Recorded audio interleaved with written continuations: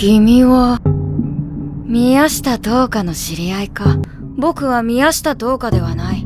今はブギーポップだ。全人類に危機が迫っているんだ。いつから彼女に取り付いてるんだよ。ひどい言い方だな。危機は去った。これでお別れだ。이뭔 개소리!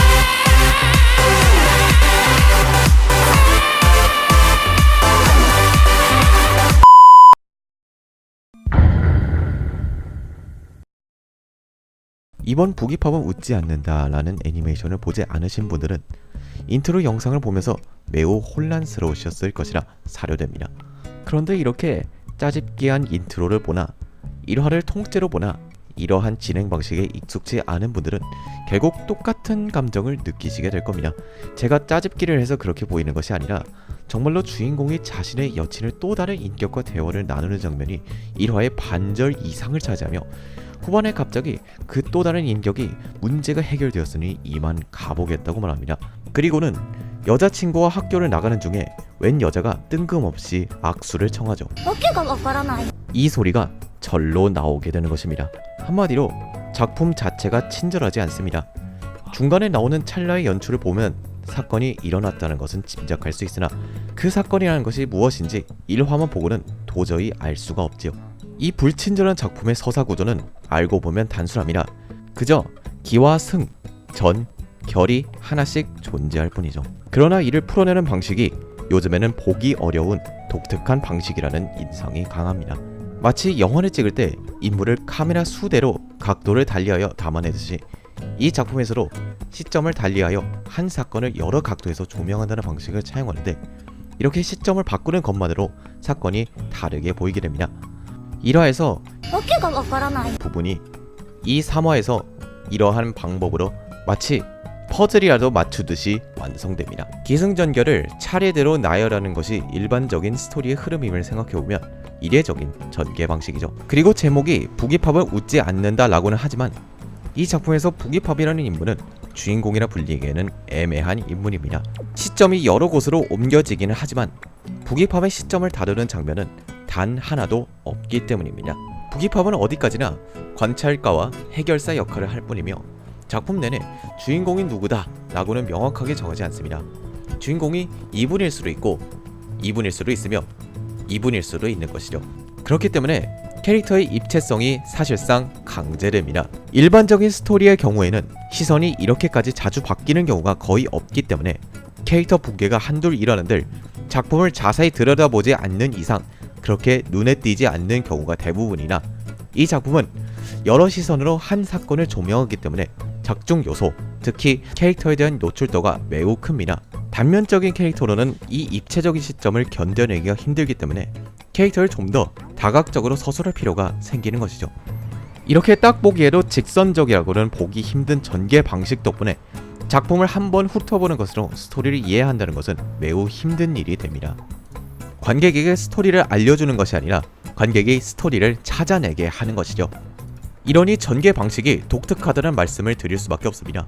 직관성을 최대한으로 살리고 단면적이며 보기 쉬운 캐릭터로 이목을 끌어내는 요즘 시대를 역행하는 방식이니까요. 하지만 저는 이런 독특하며 불친절한 작품이 매우 마음에 들었습니다. 2019년 1분기에서 제일 재밌게 본 작품을 꼽아내면 저는 캐무니크사와 나에게 천사가 내려왔다를 꼽겠지만 제일 인상 깊은 작품을 꼽으라면 저는 망설임 없이 부기팝은 웃지 않는다를 꼽겠습니다. 이 작품에서는 캐릭터를 만들어내는 것에 있어서 모종의 장인 정신이 느껴지기 때문입니다. 한 캐릭터의 내면적 성장이 두드러지게 나타나는 것은 기본이고 조연인 것 같았던 캐릭터가 정신을 차려보니 주연이 되어 있다는 이 기묘한 매력과 캐릭터의 세세한 면까지 조명하는 세심함이 제 마음에 든 것이죠. 이러한 세심함을 보면서 문득 생각했습니다.